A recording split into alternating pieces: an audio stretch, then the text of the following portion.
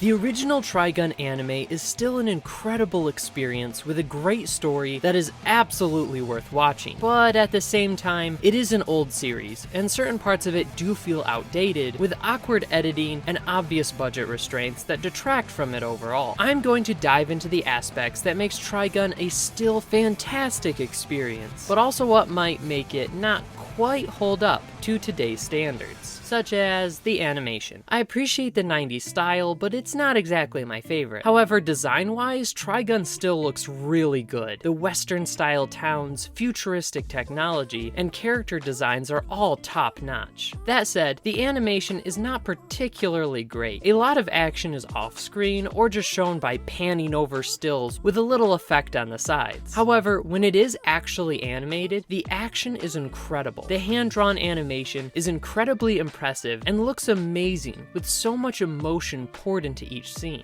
Along with this, there's some issues with pacing and the general awkward storytelling that you'll find with older anime. Trigun is an episodic story that builds into a linear conclusion. Each episode adds more to Vash's character, the world, or the overall plot, while it also tells a short villain of the week style story. A gang attacking a town, a corrupt business preying on the weak, or even a love story will be the main conflict for the episode, sometimes more directly related to the plot than others. With this kind of episodic storytelling, you get the good and the bad in each mini arc, with some episodes being really great, with interesting conflicts, fun action, and more questions about the world answered, while other episodes you get a rushed story and barely comprehensible character motivations that end in an unsatisfying way. Even for those arcs though, I thought there was a good story there. It was just crammed into one far too short episode, and was probably rushed in development. Because the production has some issues, but the core story is so good, Trigun would be a prime candidate to be remade with updated visuals and better pacing.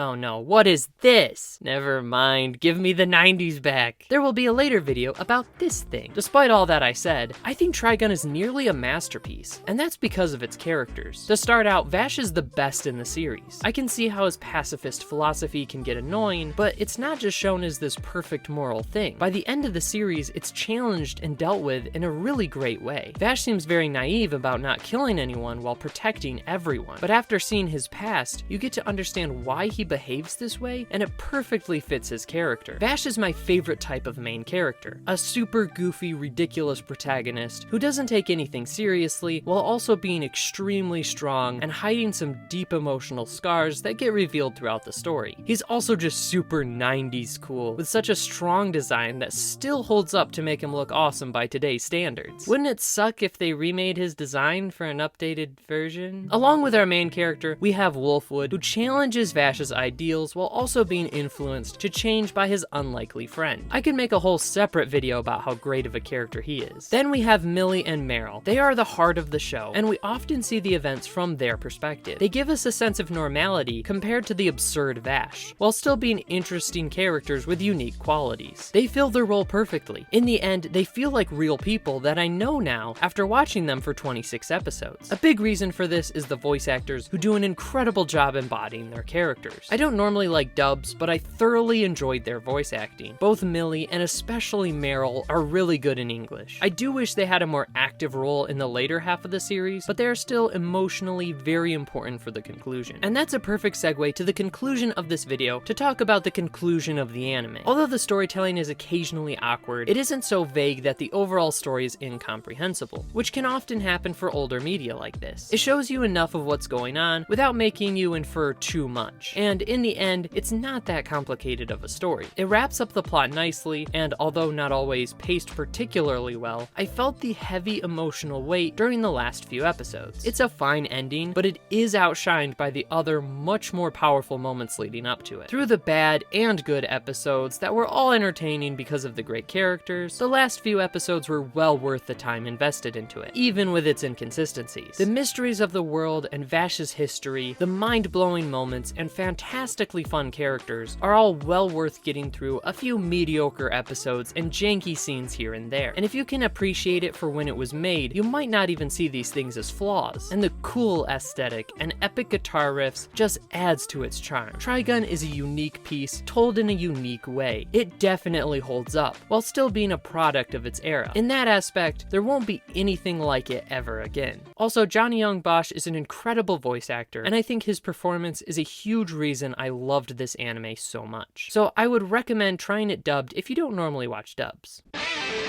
TRIGUN! Sorry, I don't know what came over me. Thanks for watching. Here's some more anime reviews in a playlist, and some other video that YouTube recommends you to watch. That's all for me. Jamyo.